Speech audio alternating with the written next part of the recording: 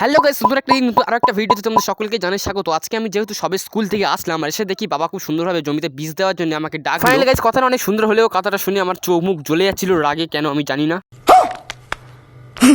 তো গাইস কি আর করা যাবে, তো চলো যাওয়া যাক, নাহলে বাবা আমাকে খুব জোরে মারবে।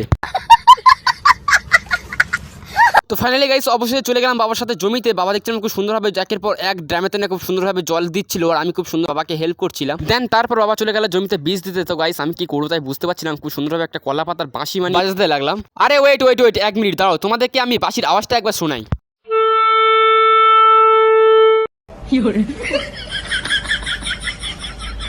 তো ফাইনালি গাইস আমার বাঁশির আওয়াজ শুনে ড্যামটি উত্তর দিল, আরে ভাই তোর বাঁশির আওয়াজ বন্ধ কর, তুই বাড়িতে ঘুমিয়ে পড়, তোর বাঁশির আওয়াজ শোনাস নি এখানে। তো ড্রামটি আমাকে ইনসাল্ট করার পর অনেকক্ষণ ধরে চুল নিয়ে স্টাইল মারার পর পাশে একটা দেখি খুব সুন্দরভাবে কুকুর আমার দিকে টাইগারের মতো দাঁড়িয়ে রয়েছে।